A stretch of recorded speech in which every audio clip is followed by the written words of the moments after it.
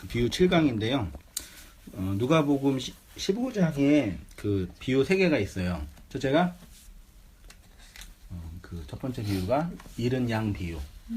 100마리에서 한 마리. 두 번째 비유가 잃은 동전, 드라크마 비유. 10개에서 하나. 그 다음에 잃은 아들 비유. 두 아들에서 흔히 탕자라고 하는 탕자. 두 아들에서 한 아들. 그러니까 100개에서 한 마리, 10개에서 하나, 2개에서 하나. 하나를 얘기하는 거예요. 하나. 성경에서 하나라는 개념이 뭐냐? 하나가 된다는 게 뭐냐? 그 하나님과 우리는 하나가 되는 거다. 그 얘기 이제 쭉 제가 했었어요. 오늘은 이제 하나가 되는 게 뭐냐? 그게 이제 그 벌거벗었지만 부끄러워하지 않는 자다. 그래서 그렇게 해보고요. 앞에는 기독교의 본질은 그리스도와 하나됨이 있죠. 이거 한번 그냥 형님 한번 쭉 한번 읽어주세요. 네. 말씀은 그리스도를 전하여 성도들이 그리스도를 구하도록 가난한 자들로 이끌어야 하는데 목적이 있다. 곧 하나님께로 돌이켜 회개하는 자로 이끔이다.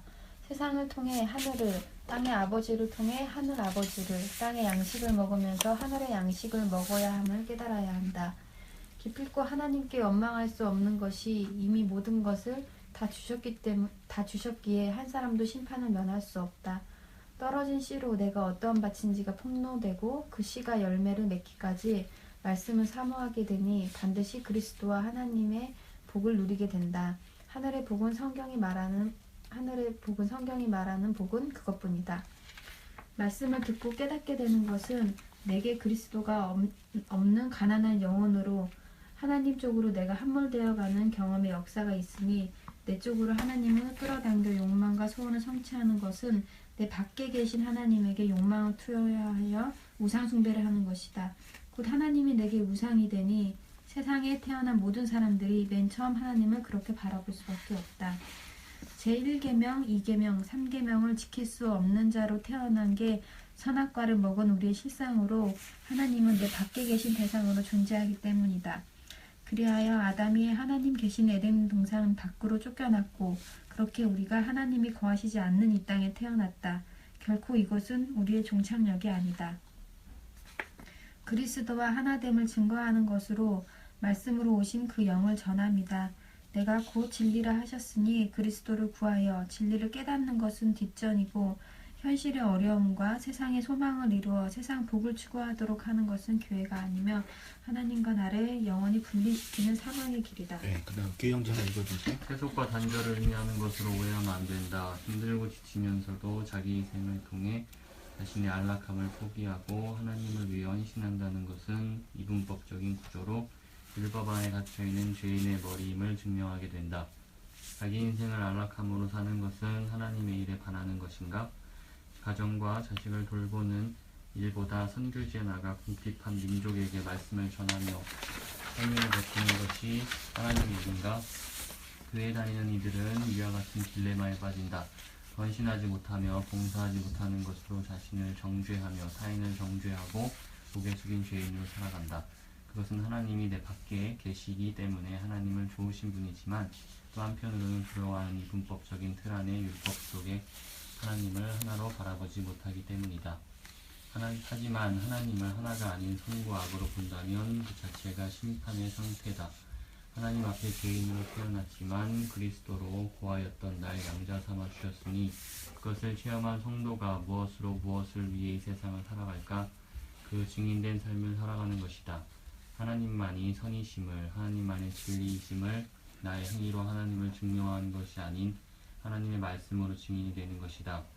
생명 없는 먼지임을 그리하여 천하보다 귀한 한 영혼이 그저 떠돌다 죽음을 맞이하지 않고 아버지에게 돌아갈 수 있도록 그 빛을 전해주는 것.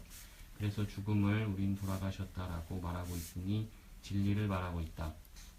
천부가 계신 나의 본향으로 돌아가는 그 길이 눈물 나도록 설레지 않을 수 있을까? 현실의 고난과 고통의 삭제로 밀어주실 그 아버지를 생각하는 것과는 차원이 다를 수밖에. 전주에서 신앙생활 하시는 최미경 성도님이 그 블로그에 올린 글. 진짜요? 내가 쓴 게 아니라 어떤 거요? 지금 읽은 거. 올린 글을 내가 그냥 업로드해서 카페에도 올리고 했어요. 이야기 미리 한 거예요. 응? 이야기 미리 한 거예요. 여기 들어간다고. 들어간다고? 응. 아마 아실 거예요. 얘기해야지 미리. 아니 블로그에 올렸으니까 블로그에 올린 거를 카페에 올렸고 카페에 올린 걸 내가 사용하는 거니까 공개한다는 이거 하겠습니다라고 해야 되나? 해야지. 내일 되면 하시면 내일 얘기하기 전에 우리 미리. 아마 근데 제집사님은 항상 미리 올리면 항상 먼저 봐요. 아 제일 먼저 봐요. 열혈. 열혈 성도님. 아무튼 그래요. 예. 문자라도 보내드려야 되겠네. 예. 아무튼 그래요. 이걸 내가 왜 썼냐면 말씀을 그러니까 주일 예배만 아니라 수요 성경 공부 뭐 계속 말씀 계속 들어오시니까 들었던 것들을 자신이 이해하고 자신이 해석한 그 언어로 이렇게 풀어내는 거예요. 그러니까 이게 뭐 소위 말해 엘리트 성도의 어떤 탁월함이니 우리도 본받자 뭐 그런 게 아니라 그러니까 성도의 지향점이라는 게 말씀을 듣고 그 말씀이 우리의 언어로 삶으로 흘러나오는 과정에 대해서 인생의 그런 윤리 도덕적인 판단에 갇혀 있는 우리를 벗어나게 하는 거. 이게 되게 중요한 가치라. 요즘 들은 이제 철학도 공부하고 불교도 공부하고 이것저것 공부하는데 한국 교회 성도들, 교회 성도뿐만 아니라 모든 사람들의 기본적인 문제는 자신을 윤리 도덕적으로 판단하고 그걸로 해석하려고 그러는 거예요. 공부하다가 실패했어. 떨어졌어. 그러면 그거에 대한 책임은 누가 져야 돼요? 네. 내가 져요? 사회가 져요? 내가 내가 지는 거죠. 대학 졸업했는데 취업에 할 수 있는 대기업이나 기타 들어갈 수 있는 기업은 5%뿐이 안 돼요. 나머지 95%는 떨어진단 말이에요. 그리고 95%는 왜 떨어진 거예요? 사회 구조. 내가 공부를 못해서 떨어진 거예요? 사회 구조 때문에 맞잖아요. 그럼 우리는 무조건 그거를 내가 공부를 못했기 때문에 떨어졌다는 생각. 그리고 심지어 자살을 해. 맞아. 어쩔 수 없는 구조 얘기나. 그러니까 누군가는 떨어져야 돼. 그렇죠. 반드시. 그게 나이가 된 거야. 그러면 물론 내가 그 사람보다 경쟁이 떨어졌기 때문에 떨어진 건 맞는데 거기에 대한 모든 책임을 나한테 지는 건 말도 안 되는 거잖아요. 맞잖아요. 근데 우리는 기본 이틀 안에 갇혀 있어요. 그래서 나를 갇혀 있는 게 아니고 그 틀 안에 살도록 되어 있는 거죠. 그게 잘못된 구조라고요. 거기서 벗어나야 돼.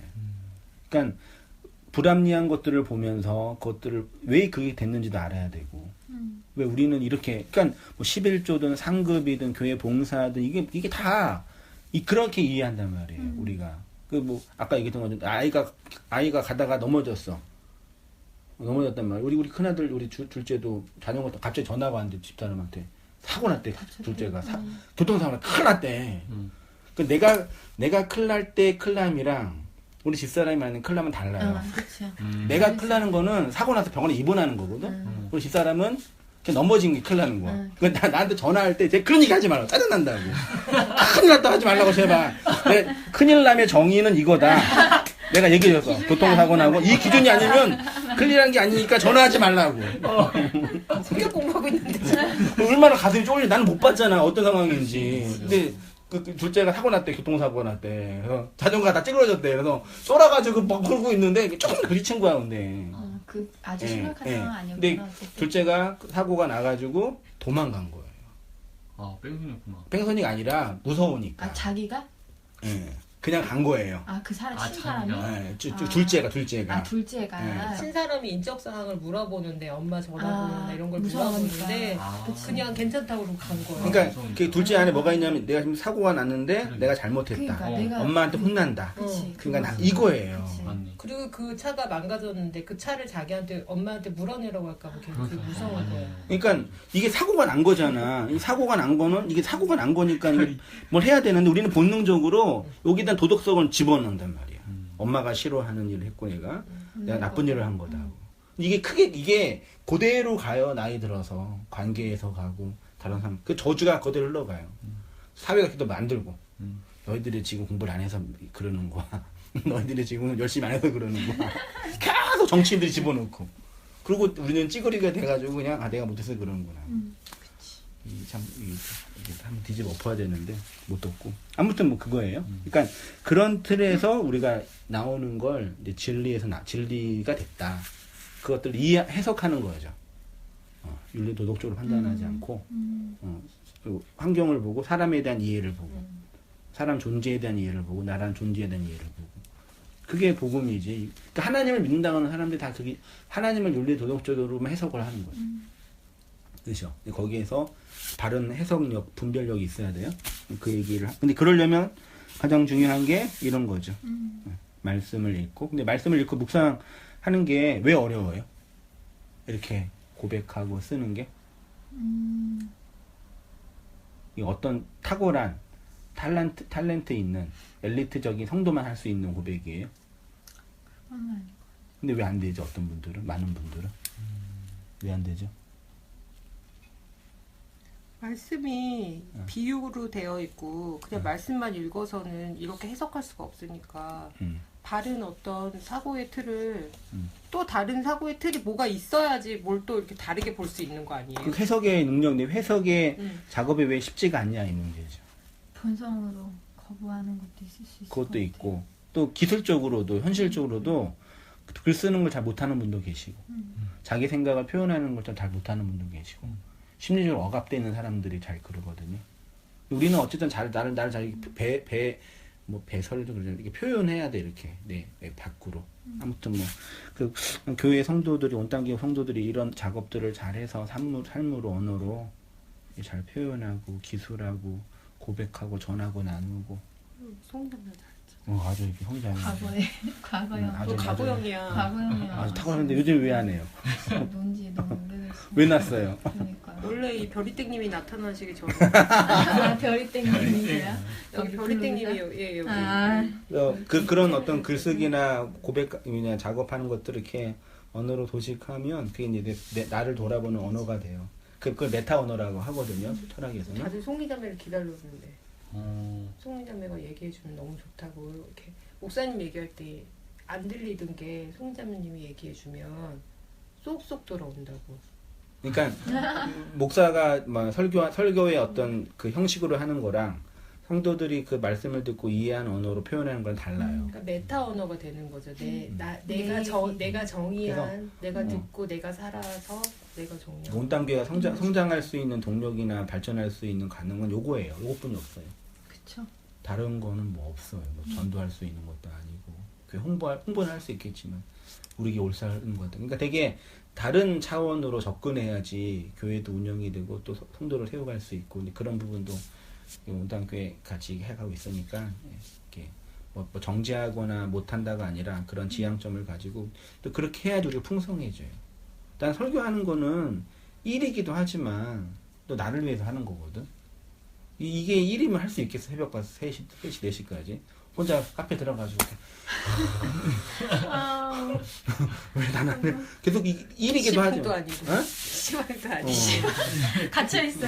다 끝날 때까지 못 나와. 누가 이거 나온다고 근데 물론 이 노동이고 일이지만 그 과정 속에 내가 또 카타르시스도 경험하고 언어적인 어떤 그 은혜도 경험하니까 표현하는 거지. 맞죠? 그 있잖아요. 근데 성도도 마찬가지예요. 그러니까 우리가 일상에서 노동하고 일과는 그 일은 그냥 소위 말해 생업이니까 할 수밖에 없는 구조니까 그래서 사람들이 힘든 거야.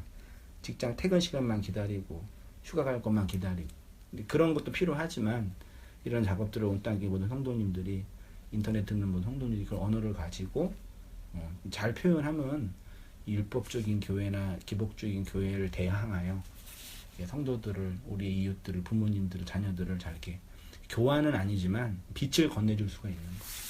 그런 차원에서 성교적 가치다. 되게 중요하다. 이게 전도 온땅교회에서 할 일은 이것뿐이 없어요.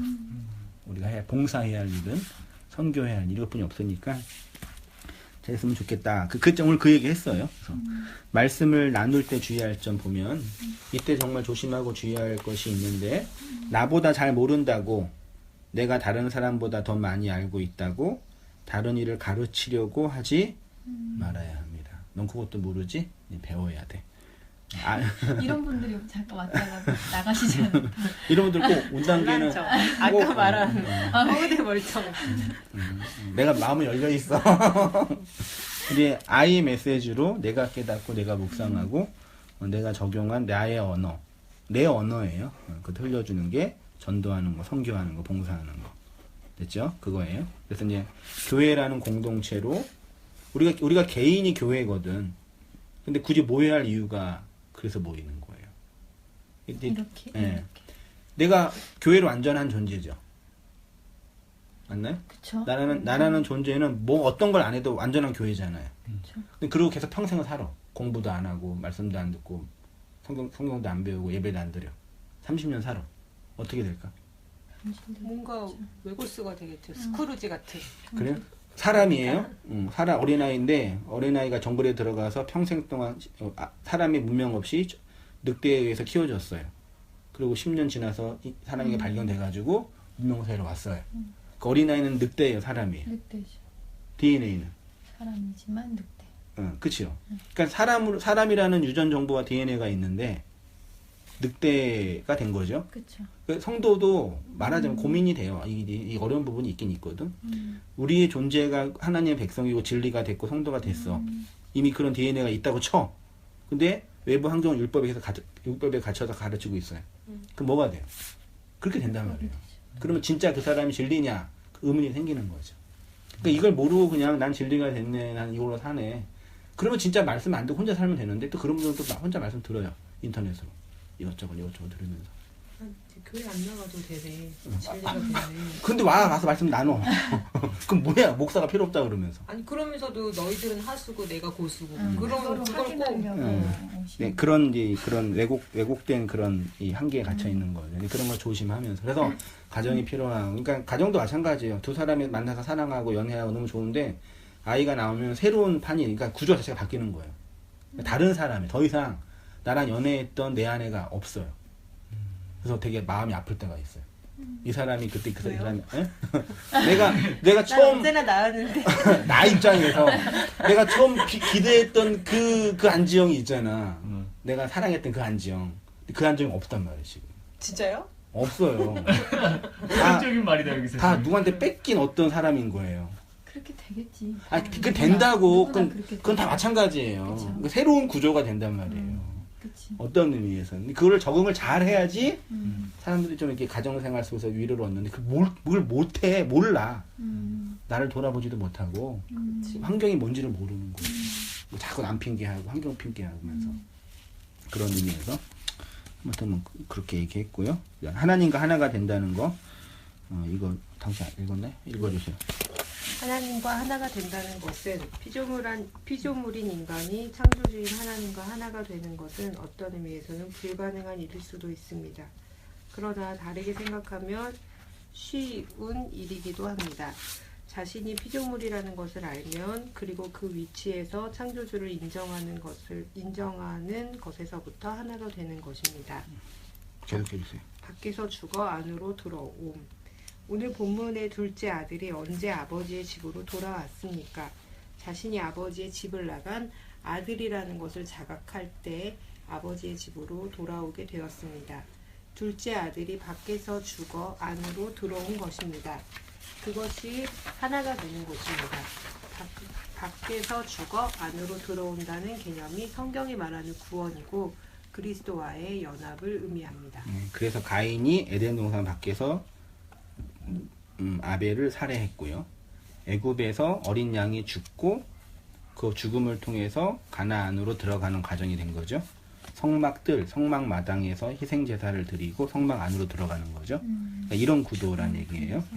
모두 밖에서 죽어 희생 제사 드려서 안으로 들어가는 것은 구원을 모형을 예표하는 거고, 둘째 아들이 밖에서 죽어 아버지 안으로 들어가는 같은 원리. 두 아들이 한 아들이 되는 거죠. 그래서 집으로 돌아오는 아들을 위해 아버지가 뭐예요? 소를 잡는 거예요. 송아지를. 희생 제사를 드리는. 그 송아지를 끌어다가 잡으라 이렇게 되어 있어요. 요한복음 17장 21절에 보시면 아버지여 아버지께서 내 안에 내가 아버지 안에 있는 것 같이 그들도 다 뭐가 돼요? 하나가 되어 우리 안에 있게 하사 세상으로 아버지께서 나를 보내주신. 그러니까 교회가 하나가 돼야지 예수가 하나님이 보내주신 그 아들인 걸 확인할 수 있는 거죠. 됐죠? 여러분, 우리가 하나님과 하나가 된다는 것은 무엇이겠습니까? 성도가 하나님과 하나가 된다는 것은 불교에서 말하는 것처럼 범부 중생이 깨달음을 통해서 해탈을 통해서 부처가 되는 것이 아니고, 이게 불교 교리예요. 불교는 우리 각자가 진리를 깨달아 부처가 되는 거예요. 네. 한생의 목사 설교에 깨달음이라는 얘기 많이 나오잖아. 불교랑 똑같은 건가? 그러니까 철학이나 무의식이나 이런 걸 공부하면요, 불교는 거의 종교가 아니라 철학이에요. 내가 보기에는 인간의 내면과 해탈이라고 그러잖아. 내면을 이렇게 보는 철학 사고 종교가 아니에요, 사실은. 오늘날 불교도 이제 기복주의에 먹혀서 종교가 돼 버렸으니까. 아무튼 뭐 그런 거에 불교예요. 그래서 너가 깨달아야 된다 얘기예요. 그래서 어떻게 깨달으냐? 수도 정진하든지 육바라밀을 하든지 해서 이런 것들을 통해서 깨달아 가는 거예요. 그래서 우리가 진리를 깨닫는 것은 매우 중요하지만 그 깨달음은 인간 안에서 인간 스스로 수도 정진하거나 대오각성하여 얻게 되는 것이 아닙니다. 그리스도교의 가장 중요한 구원 거리는 자력이 아니라 뭐예요? 타력. 밖에서 구원자가 들어오는 거예요. 이게 가장 근본적인 차이예요. 그러니까 내가 깨달아야 할 때 그 깨달음은 불교에서 말하는 자력 차원에서의 깨달음이 아니에요. 누군가가 나한테 들어와야 되는 거예요. 이 여자가 배에 생명이 잉태되면 생명이 들어와야지 생명이 되는 거지. 자기 스스로 여자는 절대 자기 스스로 생명을 못 만들어내. 씨가 들어와야지. 마리아. 예? 마리아. 마리아가 생명을 만들어냈어요?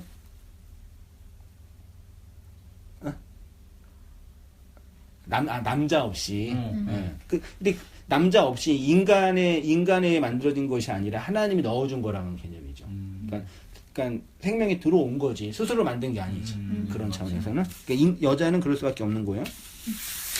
내가 하나님과 하나됨을 깨달았기 때문에 구원 얻는 것이 아니라 하나님이 나를 하나님의 하나로 장악했기 때문에 구원 얻는 거예요.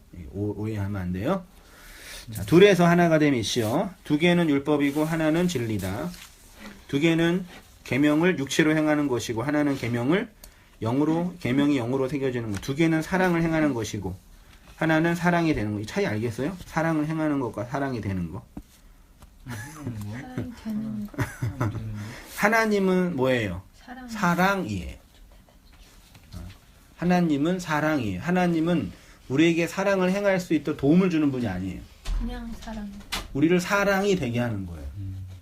이때 철학적으로 더 깊이 구별되는데 사랑을 증명하는 행위를 해서 사랑이 되는 게 아니라 그러니까 하나님을 사랑으로 만드는 거예요. 하나님의 그 사랑으로.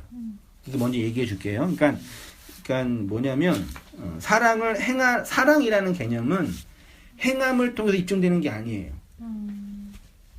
누가 또 자꾸 말장난이라 그러는데 언어가 끝나는 게 뭐예요? 그 언어 도단이라 그러거든.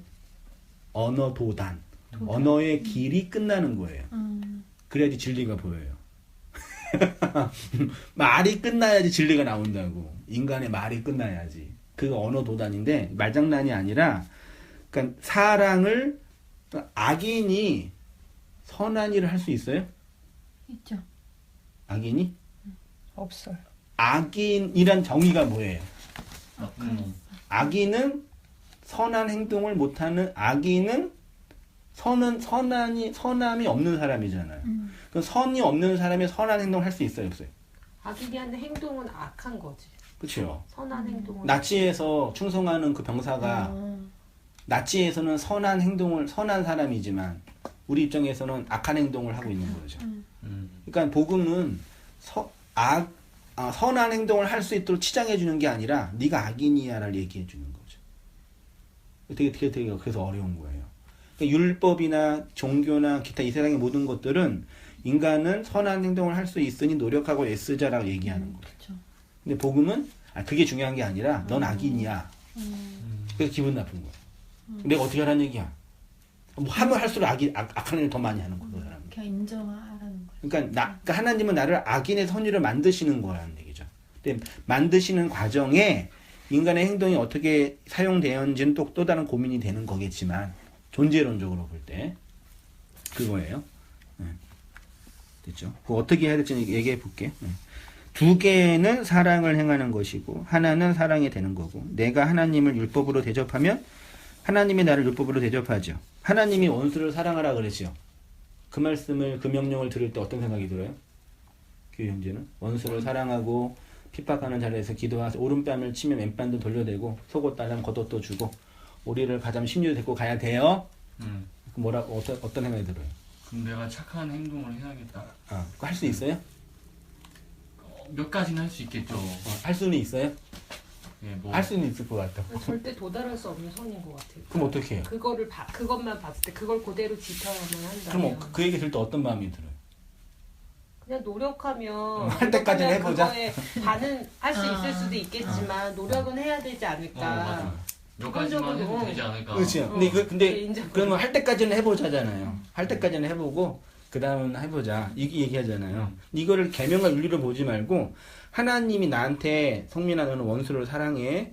핍박하지 않으면서 기도해. 그렇게 하나님 말씀하셨다는 얘기는 나를 그런 사람으로 하기 위한 하나님의 도덕적 채찍이 아니라 하나님이 그런 분이라는 얘기예요. 하나님이라는 존재가 하나님의 원수를 사랑하시고 하나님을 핍박하는 자를 위해서 풀어주고 기도해 주시는 분이라면 그러면 그 말을 하는 하나님이 나한테 율법으로 다가와요? 이해 안 돼요? 이해 안 돼요. 어? 이해 안 돼요. 하나님이 규 형제한테 원수를 사랑하는 명령했어. 네. 근데 그거를 행위의 규칙으로 보지 말고 하나님의 언약으로 보라고요. 하나님 뭐 하시겠다는 얘기예요. 널 사랑. 내가 원수를 사랑할 거야 이 얘기잖아. 그럼 하나님의 그 말이 하나님의 언약이 되면 나는 이제부터 원수를 사랑할 거야 라고 들리면 내가 그 말을 받을 때 그 율법이 돼요 그게?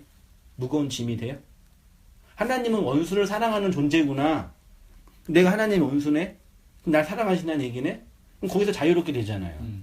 이해되셔요? 그러니까 내가 지켜야 될 계명이 아니라 하나님의 그 성품으로 언약으로 내가 해석하면은 나한테 어떠한 율법 도덕을 요구해도 그거는 나를 무겁게 하는 계명이 아니라 사랑의 언약이라고요. 무거운 짐이 아니라고요. 아내를 사랑하니까 아내가 나한테 요구하는 여러 가지 기타 등등의 행위들이 무거운 짐이 아닌 거잖아요. 이제 언니가 찾아보면 이거 응답하라. 잘 생각해봐요. 들어가라, 이게 정말 아내를 사랑해서 그러는 건지 나의 평화를 위해서 그러는 건지 언약으로 듣는 건지 어려워. 워낙 성품이 좋으니까. 어려워. 근데 규 형제 되게 혼란스러울 것 같아. 진짜 혼란스럽네. 그냥 까라면 까는 건데. 그냥 나처럼 나쁜 사람이면 그냥 아는데 이렇게 좋은 성품 있는 사람은 되게 혼란스러워요. 진짜 그래요. 성품이 유한 사람들은요, 자기 스스로 이 선이 나한테 나온다고 생각을 하거든요. 막 하다 보니까, 또 주위에서 탁하다고 하니까. 나는 나쁜 데가 없다고. 근데 어느 순간 나의 악을 본단 말이에요. 그럼 미치는 거예요. 이런 말씀 앞에 쓰면은. 그러니까 교회에서 훈련되어지고 착한 사람 훈련되어지면 계속 훈련되어지면 어렸을 때부터 태어나자마자 너는 주의 종이 돼야 돼. 너는 목사가 돼. 계속 어렸을 때부터 들어오면은 20살 되면 자기가 목사가 해야 할 것 같은 운명을 들어요. 근데 뭐가 안 되면 계속 그걸 해야 될 것 같고. 그치? 근데 그거는 나의 욕망이 아니라 엄마의 욕망이거든. 엄마의 욕망이 세대한 거잖아요. 근데 그게 구분이 안 되는 거야, 더 이상. 내 욕망인 건지 엄마의 욕망이 헷갈리는 거예요. 그래서 나이가 40세, 40이 돼도 뭘 좋아하는지를 몰라, 우리나라 사람들이. 얼마나 끔찍해요. 엄마뿐만 아니라 이 세상 모든 구조에서. 왜 그러니까 젊은이들이 결혼하기 전에 직장이 있어야지 결혼할 수 있잖아요. 물론 경제적인 문제도 있지만 사회가 그렇게 말 안 하면 그렇게 요구를 하니까 하는 거잖아요. 맞잖아요. 그런 틀에 있는 나를 보면서 나는 잘 살고 있다 생각하는 거예요. 근데 복음은 그런 거 상관 안 하니까. 그렇죠? 그런 얘기란 얘기죠. 하나님을 하나로 보는 거. 그래서 그 얘기 했고요. 진정한 하나됨이란 내가 하나님을 율법으로 대접하면 하나님이 나를 율법으로 대접해요. 그렇죠? 율법으로. 그래서 내가 율법의 저주 아래 있게 되는 것입니다. 인간이 하나님을 하나로 대접하면 하나님이 나를 하나로 대접하죠. 진정한 하나됨이란 내 존재와 그의 존재가 서로를 향하여 부끄러움이 없는 것. 이거 줄 빡빡 그어요. 하나됨이란 뭐냐? 존재와 존재가 존재를 향해서 부끄러움이 없는 자유와 안식. 창세기 2장 24절. 이러므로 남자가 부모를 떠나 그의 아내와 합하여 둘이 하나가 되라. 아담과 그의 아내 두 사람이 뭐 했으나? 벌거 벗었으나 부끄러워. 여기서 이제 하나가 되려면 뭐가 필요해요? 첫째, 벌거 벗음. 먼저 벗어야 돼. 벌거 벗음. 둘째, 그렇지만 부끄러워하지 않아야. 됐죠? 존재와 존재가 하나가 된다는 것인데 마음과 마음이 통하는 것이 우리나라 말에 통하다라는 말이 있죠. 막힘없이 들고 나다. 어떤 회개가 받아들여지다. 내적으로 연계되다. 동성에게는 우정이 깊다. 이성에게는 성적 경험이 있다. 여기 통하는 건 통하였느냐 옛날 그 영화도 있었잖아요. 누가 나와서 여자 통하였느냐. 그 관계 맺냐 그 얘기잖아요. 그러니까 그 내 마음과 그 마음이 하나가 된다. 이게 통하는 거예요. 남녀 상여지서. 그렇게 마음이 이어져 하나가 되면 어떻게 되냐? 서로를 향해서 부끄러워하지 않는다. 그렇죠? 그 옛날에 불알 친구 있죠. 되게 좋은 말이죠. 불알 친구가 어렸을 적에 네트가에서 다 벗고 노는 친구들이잖아요. 그러니까 서로를 다 알잖아요. 부끄러워하지 않는 거예요. 그래서 어른들도 막 이렇게 예의 갖추고 살다가 불알 친구 만나면 이 새끼 저 새끼 십새끼 욕하면서 노는 거예요. 목사들도 이렇게 교회도 점잖게 있다가 그냥 불알 친구 만나면 틀렸어요 또? 네. 새끼 그거 아니에요. 이거는 삼시세끼. 네, 죄송해요. 이 새끼 저 새끼 그거예요. 불알 친구. 그러면 하나님과 우리가 어떤 관계에 하나가 되는 얘기예요? 불알 친구. 그러니까 우리나라처럼 불교 성리학적 사고가 강한 유교 문화권에서 예와 도, 부부 유별, 군신 유의 이렇게 유별과 구별을 강조했던 문화권에서는 이 불알 친구, 하나님과 우리의 불알 친구라는 개념 자체가 없는 거죠. 공경해야 할 대상, 경배해야 할 대상. 그 하나님께 평생 어떻게 천국에서 살아? 힘들어서. 섬겨줘야 할 불편해서 못 살고. 시어머니죠. 그 시부모님께 뭐 받으면 되게 불편해요. 물론 부모님은 즐거움으로 하지만 되게 불편하단 말이에요. 하나님이 그런 분이냐고. 그렇죠? 요게 하나됨이에요. 선악과 먹은 아담과 하와가 한 최초의 행동은 무화과 나무 잎으로 자신의 벌거벗음을 가렸어요. 율법으로 자신의 부끄러움을 가리는 것. 그러나 하나님과 하나가 된 자는 율법의 옷으로 부끄러움을 가리지 않죠. 그래서 벌거 벗는 거예요. 율법으로 자신을 치장할 필요를 못 느끼고, 율법으로 자신을 정당할 필요를 못 느끼고, 율법으로 자신을 챙길 필요를 못 느껴요. 하나님의 그 마음이 내 마음이 되니까. 그 이신전심. 그렇죠. 내 존재, 나의 안에 있는 악마적 욕망, 인간의 폐역의 쓴뿌리, 이것들을 하나님 다 아시잖아요. 그러니까 사회 범죄자들을 보면요. 우리가 생각할 때 말도 안 되는 범죄를 저질러요. 이번에도 그 뭐 아이 막 때리고 불태우고 뛰고 그 진짜 금수잖아요. 근데 그게 인간이에요. 우리 그런 걸 볼 때 그 사람과 나를 분리해 놓고 저 나쁜 인간, 저 악마 그렇게 비판만 한단 말이야. 맞아요. 근데 그걸 하나님 허락하신 이유가 뭐냐면 그게 우리 인간의 모습이라고요. 그걸 하나님 허락하신다고 하라고 뭐 동성연애든 심지어 수관을 하는 인간들이든 그런 그러니까 거의 진짜 아주 밑바닥 진짜 흔히 말하는 구정물의 그런 상태의 인간의 상태가 저변에 다 깔려 있어요. 이게 깔려 있는데 이게 도덕과 윤리를 이렇게 감추어져 있는 거라니까. 미국 영화에 더 퍼지라는 영화가 있어요. 더 퍼지가 뭐냐면 24시간 동안 살인이 허락된 거예요. 한 주에. 어떻게 되겠어요? 다 죽였죠. 난리가 나는 거예요. 그러니까 그 전까지는 사회적 체면과 율법으로 이렇게 저 사람에 대한 살인을 못했는데 합법적으로 살인이 용납되어 버리니까. 전쟁터에는 인권유린이나 성폭행이나 학살이 막 일어나는 거예요. 내가 권력이 있고 총이 있어 버리니까 죄도 없는 사람 막 쏴서 죽이고. 그러니까 더 이상 통제할 수 없는 인간의 욕망이 돼 버리니까. 그걸 율법으로 하나님이 좀 이렇게 막으시는 것 뿐이지. 이걸 그대로 열어두면 다 드러나는 거예요. 근데 복음은 그런 우리의 존재를 이렇게 다 폭로하는 거예요. 그 하나님 나의 그 마음을 안단 말이에요. 그 사람들이 교회 와서 뭐예요? 가리고 있어. 그 율법을 다 가리는 거예요. 그러니까 내가 볼 때는 한국 교회는 교회가 아니에요. 이거는 유교 불교의 그 도덕성도 약하고 차라리 도덕성을 강조하려면 이미 끝났잖아. 한국 교회는 도덕성 강조할 수 있는 힘이 없잖아요. 목사가 그렇게 다 타락해 버리니까 없죠. 그렇다고 뭐 해요? 뭐 엔터테인먼트? 뭐 사회 개혁? 그러니까 그런 의미에서는 이게 이것도 안 되고 저것도 안 되고 그냥 이러고 있는 거예요. 그냥 종교적인 어떤 사람들 위로나 주면서 심리적 위로나 주면서 격려를 바라면서. 그러니까 어쨌든 복음은 인간의 그 악마성 오히려 철학이 인간의 그 죄성을 더 낱낱이 드러내요. 프로이드나 라칸 이런 보면 인간의 욕망이 그런 성이다. 성적인 욕망이 인간의 욕망의 근원이다. 인간의 성욕이 성적인 어떤 욕망이 이렇게 억압되어 있기 때문에 그게 정신질환이 된 거다. 뭐 좀 이렇게 틀린 부분도 있지만 정확하게 진단하려고 하잖아요. 인간의 죄성에 대해서. 근데 뭐 교회만 인간을 예쁘게 치장한단 말이에요. 사모는 이래야 되고 목사는 이래야 되고. 그러니까 어느 교회나 가나 동산교회 가나 목사와 사모님 다 똑같아요. 와, 나는 진짜 너무 충격. 다 똑같아요. 우와. 어느 분이 목사님이고 사모님인지 대충 알 수 있을 것 같아요. 그냥 다 똑같아요. 계실 이렇게. 때. 그리고 개척교회 목사랑 200명 되는 교회 목사랑 500명 교회 목사랑 1000명 목사가 다 비슷해요. 그 라인에서. 그게 보여지. 아무튼 뭐 그런 시대 속에 우리가 살고 있으니까 무조건 비판하고 욕하는 게 아니라 그 현실 똑바로 봐야 된단 말이에요. 인간의 그 죄나 악마성은요 들어가면 끝도 없다니까. 정말 그 진짜 진짜 우리가 문명 사회에서 볼 수 없는 그런 아주 포악한 악마, 폭력성, 광기 이런 것도 확 일어나. 근데 그게 윤리 도덕 억압돼 있어요. 그 억압돼 있다고 보는 거예요. 그거를 잘 하는 게 좋은 사람이라. 잘 못하면 나쁜 사람이야. 그래서 넌 못했지? 너는 나쁜 사람이야. 윤리적 도덕적으로 평가하고 아이들부터 계속 사회를 계속 가는 거죠. 근데 복음은 하나님과 하나가 된다는 얘기는 그게 이제 발가 벗겨지는 거예요. 율법을 통해서.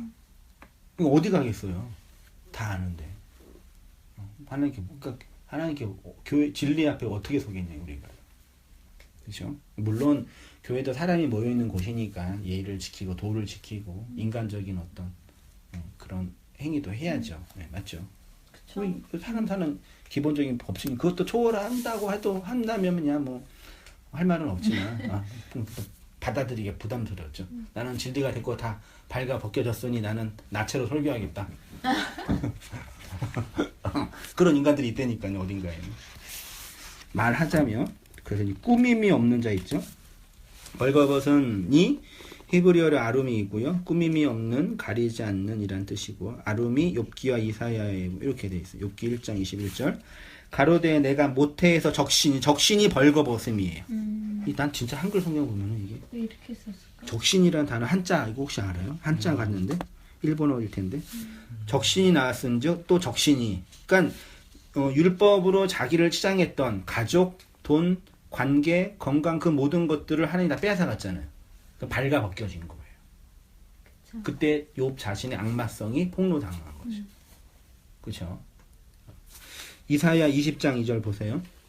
곧 그때 여호와께서 아모스의 아들 이사야에게 일러 가라사대 갈지어다 내 허리에서 배를 끄르고 내 발에서 신을 벗을지니라 하심에 그가 그대로 하여 벗은 몸과 벗은 발로 행하니라.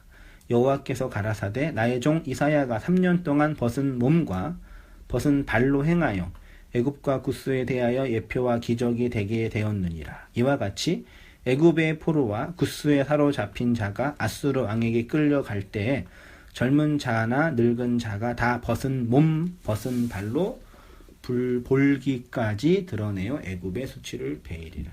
이게 이사야가 하나님 명령했어요. 야, 다 벗어. 3년 동안 다 벗은 몸으로 예루살렘 신을 돌아다닌 거예요. 어떤 사람인 거예요? 미친놈이 됐죠. 정신병자. 이게 선지자의 삶이에요. 불쌍하죠. 예언을 보여준 거예요. 지금 그러면 안 되지. 그쵸. 보여준 거예요. 그럼 뭐냐면 율법이 우리를 이렇게 다 발가벗긴다. 애굽과 이방 나라가 율법이었으니까 상징적으로 그걸 얘기해 주는 거예요. 그 외국의 이방 나라나 이스라엘을 치는 그 나라를 하나님이 보내줬지 사탄이 보낸 거예요. 그러니까 욥기랑 똑같은 내용이 그러니까요. 욥은 하나님이 주신 고난을 통해서 어떤 자신의 모습을 보게 되었냐면 벗겨진 자신을 보게 되었습니다.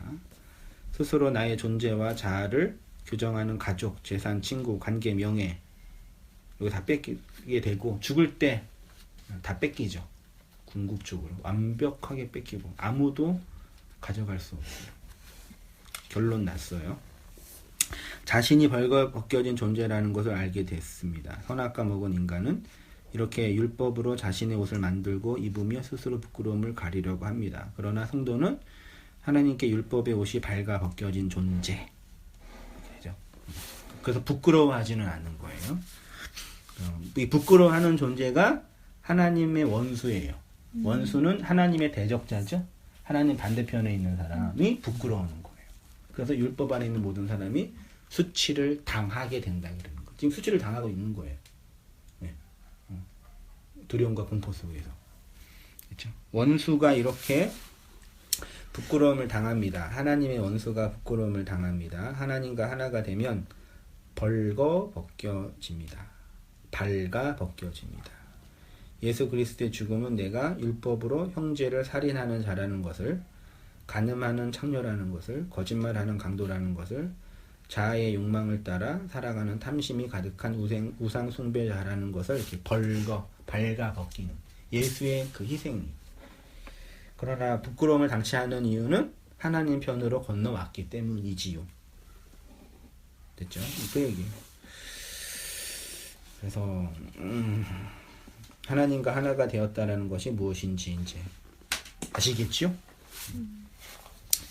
발가 벗겨졌지만 부끄러워하지 않는다.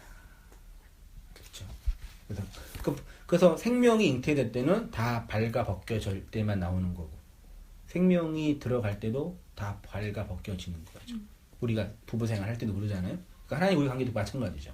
그러니까 진짜 하나님의 그 생명이 우리 안에 있는 사람에게는 그 발가 벗겨짐이 있어야지. 오늘 그 치장하면서 나 하나님 사랑해요, 나 일부러 발 지켜요, 나 착하죠. 그거는 생명이 없는 사람 일이니까. 됐죠? 현명하죠? 내 말 안 틀렸죠? 네. 틀렸어요? 뒤에는 이거 그냥 이거 편지 쓴 거예요. 우리 아까 얘기했던 거. 3년 차. 그러니까요. 읽어보면서 열심히 또 말씀 묵상하고 기도하고 응원해주고 그렇게 해주세요. 이런 것들을 인정하고 내가 발가벗겨졌고 하나님 앞에서 그런 것들을 회개하고 뭐 인정을 하는데, 이제 그러면 그 다음 단계로서 내가 좀 더 뭐 성화라고 해야 될까, 뭐 그런 발전과 진보, 그런 게 또 있어야 되지 않나라는 거를 계속 저는 좀 봤던 것 같아요. 그냥 그렇게 생각을 했던 것 같아요. 그래서 그 단계 그때 다닐 때도 한동안 힘들었을 때가 그쵸. 그게 없고, 여기서 끝나는 건가? 끝나나? 더 이상 재미는 없는 건가? 보람을 못 찾는 건가? 그쵸. 그런 게 있는 거죠. 그쵸. 다 계속 뺏긴 내가 거지. 패배자로 발가벗겨진 채로는 인정은 했는데 이제 그걸 인정하면은 그럼 이제 뭔가 좀 덮을 걸 다른 걸로 주실 거라고 생각을 했는데 아무것도 없는, 그냥 계속 그냥 그 채로 살아야 된다. 근데 부끄러움은 이제 느끼지 않은 채로인데 그게 저는 부끄러웠나 봐요. 그런 상태가 발가벗어졌다는 게 부끄러워서 이건 인정한 것 같은데 뭔가 더 입을 것을 달라고 했는데, 그렇게 노력하고 뭐 나름대로 했는데 그냥 그게 아닌 거죠. 아니니까 그것 때문에 좀 한동안 힘들었을 때가 있었고, 되게 뭐 말씀 생활을 해도 변화도 없고, 그러니까 그런 생각들이 계속 머리에 깔려 있었던 것 같아요. 일반 교회에서도 그러잖아요. 뭐 죄인인 거는 회개하고, 우리가 죄인이라는 거에 대해서는 회개하고, 권태기처럼. 네, 하지만 일반 교회에서는 그렇기 때문에 우리가 그 하나님의 사랑과 힘을 받아서 우리가 이렇게 봉사도 하고 헌신도 하고 말씀 생활도 하고, 그래서 이 세상을 거기 교회에서 맨날 말하는 거 있잖아. 더 좋은 교회, 더 좋은 세상. 그러니까 이게 모토예요. 연풍성도. 그러니까 교회에서 이렇게 훈련되고 신앙생활을 해서 우리가 이제 사회에서 그렇게 더 선한 영향력들을 행사하면서 그게 이게 희망이다. 우리가 우리 교회가 이제는 교회밖에 희망이 없다. 세상의 희망이다. 그래서 그거를 이제 계속 강조하면서 하는데, 그렇게 듣고 있으면은 뭐 요새는 거의 못 갔죠. 근데 들으면은 말도 안 된다는 거는 알고 그게 가짜라는 거는 알지만 그 이렇게 하면 힘이 나겠다는 생각은 들어요. 노력은 해보자. 내가 내 자력으로 할 게 있잖아요. 그거 보여지는 게 있고 좋아 보이잖아요. 다른 사람이 봐도 보람도 있고. 그러니까 내가 가릴 게 생기는 거죠. 성취감이 있고. 네, 가릴 게 내가 옷을 덮을 게 있는 건데 그게 아니라는 거를 다시 한번 되게 선명하게 발가 벗겨진 채로 그냥 있어야 되는 거. 그쵸. 근데 부끄러운 거죠. 근데 부끄러움을 느끼지 않아야 되는데 계속 아직 그게 작업이 되고 있는 과정이라고 해야 될지 모르겠지만. 근데 그런 진행 네. 과정은 당연히 네. 이 명제 속에 진리 속에 그런 흐름과 과정이 있는 거죠. 그건 다 경험하는 거예요. 언제까지 이 짓 해야 되나 말하자면 이러고 있어야 되나 그런 긍정과 부정이 함께 있는 거죠. 같이 있는 측면이 있고. 그래서 다시 한번 좀 명확하게 정리할 수 있어서 좋았던 것 같아요. 저는 말씀 들으면서 항상 궁금한 게 이 말씀을 지금 뭐 자력과 타력처럼 제가 전에 있었던 교회에서는 다니면은 뭔가를 아까 말했듯이 보람도 있고 뭔가 하면은 그런 게 있고 말씀을 듣고 나면은 그러면은 한 주는 또 이렇게 살아야겠다라고 생각을 하게 됐었어요. 근데 말씀을 들을수록 그러면은 내가 뭘 해야 되지가 도저히 쓰지가 않는 거예요. 한 주를 살아가야 되는데 사람이 어쨌든 일요일날 말씀 어떻게 되는 게 구조니까 내가 어떻게 살아야 될지에 대한 그런 의문이 항상 들었어요. 그래서 읽어보면은 그냥 너는 네가 원수고 네가 살인자고 그치. 나의 죄를 자꾸 드러내주기만 하는데 그럼 나는 그렇게 내가 그런 모습이면은 그냥 이거를 그냥 인식만 하고 내가 삶에서 살 때는 적용이 아무것도 안 되는 거예요. 그냥 일반 세상에서는 그냥 똑같이 뭘 나는 하라는 게 없으니까. 똑같이 사람들이랑 만나고 일하고 집에 와서는 집에서 나름대로 일하고 형이랑 놀고 뭐 하는 게 없는 것 같은 거예요. 그러면은 나는 뭘 해야 되지라는 생각이 자꾸 물음표가 들더라고요. 그래서 그게 가장 큰 의문점.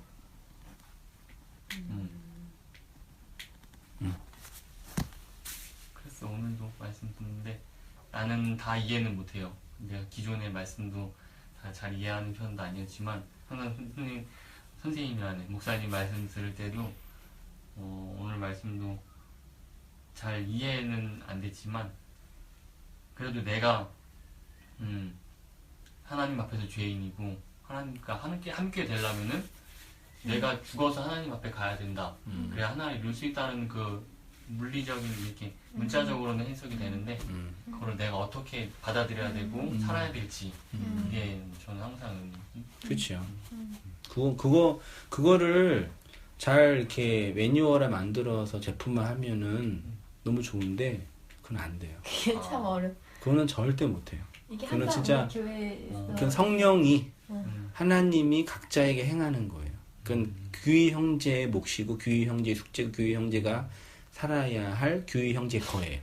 누구도 대신해 줄 수 없어요. 음식은 내가 먹어야 되고 내가 소화하는 거니까. 근데 그거는 항상 느껴요. 많은 사람들이 그 얘기를 해요. 근데 그거는 자꾸 목사가 뭘 해줘야 되고 교회가 해줄 수 있다고 하는데 나는 확신해. 그건 절대 대신 못해요. 각자 자신의 인생을 사는 거예요. 아무도 대신해 주지 못해요. 그걸 인정해야 돼. 어떻게 보면 한 맥락인 거예요. 벌거벗은 채로 그냥 있는 게 힘든 거. 힘든 거야. 오히려 차라리 같은 뭘 하라 이야기인 그러면 거야. 좋은 그냥 걔 데리고 자 규영진 이제 훈련 받으니까 30분씩 기도하시고 오늘따라 기도하시고 일어나서 묵상하시고 이렇게 그럼 그럼 좋은 거야. 헌금 편하잖아, 이렇게 내주시고 와서 봉사 이렇게 해주시면 오케이. 그러면 돼요. 근데 다 그렇게 움직이고 있잖아요. 근데 그건 말도 안 되는 일이에요. 그거는 그냥 강아지 동물 키우는 거예요.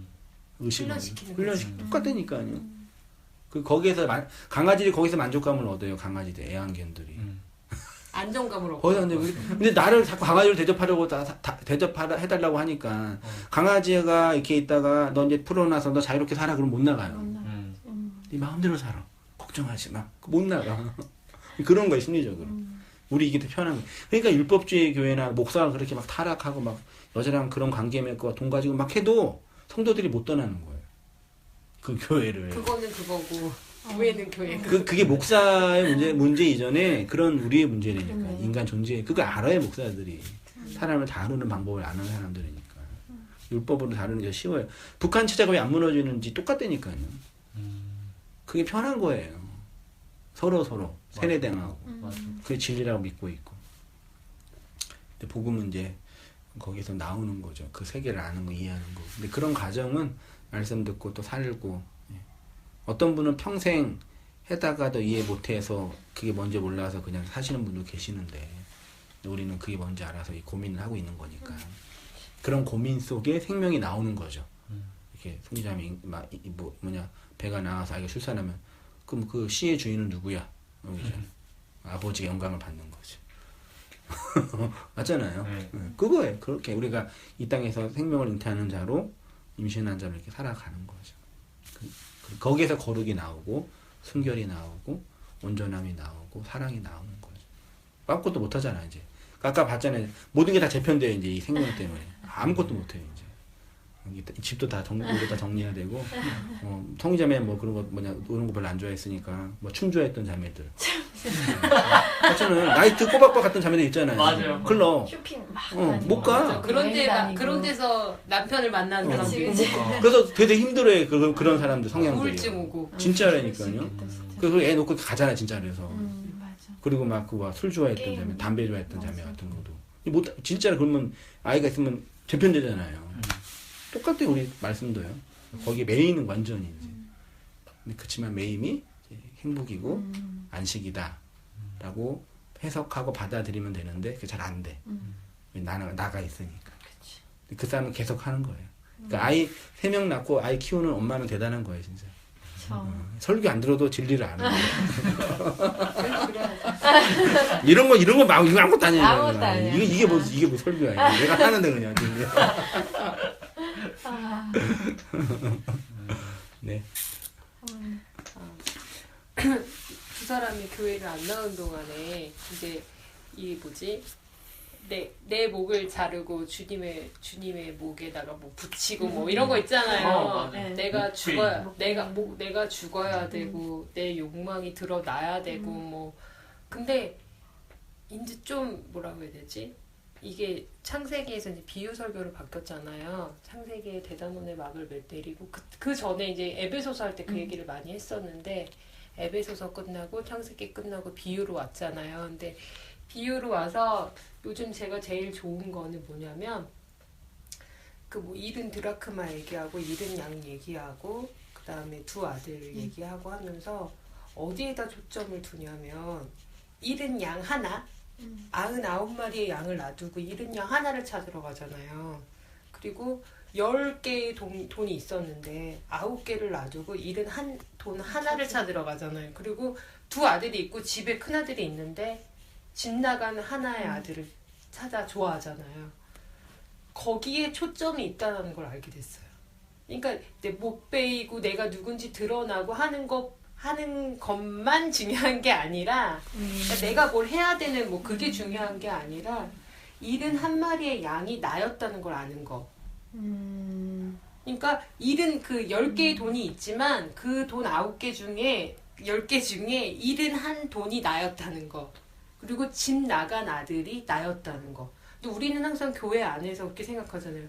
바깥에 세속에 있는 사람들이 99마리가 아니라 내가 99마리였고 71사람을 데리고 와야 된다고 생각하잖아요. 항상. 반대로 초점을 뒀는데 그게 이제 반대인 거예요. 잃은 그 하나가 나였다는 걸 아는 거가 인식의 그 변화가 그게 욕망이 드러나는 거고 내가 누구인지 알게 되는 거고 그게 달리 말하면 그게 목배임인 거예요. 그러니까 어떻게 뭘 끊어내야 되고 뭘 해야 되고 하는 어떤 그런 의무나 어떤 그런 그런 어려운 어떤 그런 거 경지 그런 게 있는 게 아니라 그냥 그 존재였다는 걸 알게 되는 거예요. 그거를 알게 됐어요. 그러니까 제가 이제 이렇게 여러 가지 어려운 시간들을 이렇게 보내고 교회에 또 이렇게 되고 이렇게 하는 그런 어간 중에서 저는 그게 되게 은혜가 되더라고요. 그러니까 내가 막 뭘 해야 되고 그래서 너무 그게 안 돼서 너무 어렵고 막 이런 게 아니라 아니면 내가 좀 알 것 같은데 그 다음에 이제 더 할 게 없어서 어렵고 막 이런 게 아니라 그냥 내가 그 한 마리의 양이었다는 거 그리고 하나님이 나를 그렇게 찾으셨다는 거. 그러니까 하나님의 원수가 나였다는 거. 근데 하나님이 그 원수를 사랑하시고 겉옷을 달라 하면 뭐 속옷을 달라 하면 겉옷까지 벗어주는 그 하나님이 내 편이라는 거. 나를 그렇게 찾고 찾아 끝까지 찾으실 분이 하나님이라는 거. 그 인식의 변화를 그 초점을 거기다가 두니까 뭐 내가 뭘 하고 안 하고가 중요한 건 아니더라는 거예요. 그러니까 그게 저멀리 날아가 버리는 거예요. 그러니까 우리 애기가 이제 아빠 생일이라고 우리 아들이 맨날 좋아하면서 이렇게 아빠가 뭘 사주면 좋을까 이렇게 얘기를 하는데, 그러니까 자기 생각에는 자기가 좋아하는 걸 사서 아빠한테 그치. 주면 아빠가 아빠가 좋아할 것 좋아할 같은 거야. 우리 6살짜리 딸도 그러고. 그래서 아빠한테 무슨 인형 뭘 사줄까? 뭐 이런 식으로 하는 거예요. 뭐 자기가 갖고 싶은 거. 자기가 좋아하는 거. 예. 근데 사실은 우리가 하나님께 대해서도 그렇게 생각하고 있잖아요. 우리가 하나님께 뭘 하면 하나님 좋아하실까? 근데 내가 주는 게 하나님한테 무슨 의미가 있냐는 거죠. 그냥 걔가 그대로 사랑받으면서 잘 자라면 나는 좋은 건데, 걔가 뭘 하고 뭐가 되고 그거 자체가 기쁜 건 아니잖아요. 그냥 걔 존재가 기쁜 거잖아요. 근데 그 존재가 나라는 걸 알게 되는 거죠. 내가 하나님 그렇게 있다는 거.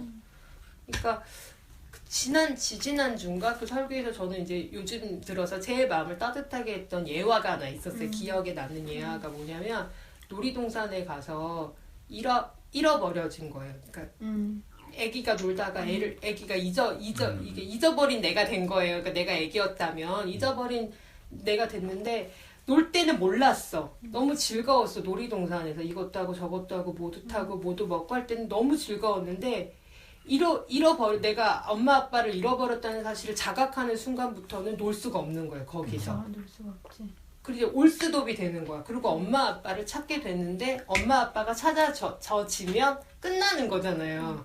그것과 마찬가지인 거야. 이 세상에 있는 이 남겨진 내가 엄마 아빠의 존재를 모르고 놀 때는 그냥 신나게 놀고 열심히 살고 열심히 있었는데, 하나님이 나를 찾고 있고 내가 엄마를 잃어버렸다는 사실을 어느 순간에 자각해서 알게 되는 거지. 그러면 그걸로 된 거잖아요. 끝이죠. 그걸로 된 거지. 뭐가 뭐 더 필요하겠어. 그때 엄마를 만나서 내가 엄마한테 뭘 사주면 엄마가 좋아하시겠어요? 그냥 찾아진 걸로 된 거잖아. 그래서 나는 그 초점을 이렇게 하면서 그게 되게 은혜가 되고 되게 좋았어요. 요즘에는 저는 그게 되게 가슴속을, 제 마음을 보일러처럼 따뜻하게 데우고 있는 그 은혜예요. 그래서 사실 그것도 되게 힘들었어요. 그 못 베인다는 거, 욕망이 드러난다는 거, 그래서 그 뭐 잘린다는 거. 그러니까 그런 얘기 힘든 얘기가 뭐냐면, 사람들이 내 욕망을 따라 살아가는 게 나쁘다고 이렇게 판단하기 때문에 그런 거, 율법적으로. 욕망이 나쁜 건 아닌데 하나님이 이렇게 버려놓으신 판인 거잖아요. 거기서 사는 거잖아요. 어떻게 욕망 보면. 없으면은 죽어야지. 어떻게 살아요? 욕망 없으면 죽어요. 에너지가 없어져요. 모든 에너지의 그러니까 근원인데. 그런 설교를 이제 율법주의, 기복주의를 비판하는 차원에서 해버리니까, 이제 듣는 사람 입장에서 그러면 나의 욕심은 나쁜 거야? 그럼 이건 잘라야 되는 거니 나쁜 거? 이런 식의 이제 윤리 난 도덕적인 도달할 수 없는 경지구나. 이렇게 나오고. 그랬던 거죠. 그런 의미에서. 그래서 이제 요즘에 에베소서보다는 창세기보다는 그 비유가 더 인기가 더 있어요. 이 인터넷 시장에서 잘 모르는 사람들도 더 많이 좀 되게 더 이렇게. 목사님 설교가 발전했다고 어떤 좁아진대. 그 김진희 집사님 아들 잘 아들, 모르는 그 아들이 그것도 첫째 아들도 아니고 둘째 아들이 몇 살이야? 24살인가? 대학교 아직 졸업했나? 아직 어쩌다 한번 교회를 진짜 그래, 교회 그래. 한 2번 정도 오나? 한번 귀- 본것 같은데. 귀걸이하고. 네, 맞아요. 한 번 봤다. 미소나는 형제. 그때 목사님 중에 많이 발전했어. 역시 교수 평가는 공부 못하는 애들이 정확하게 한 번 와서 딱. 공부 못하는 애들이 제일 많이 좋아지셨다고.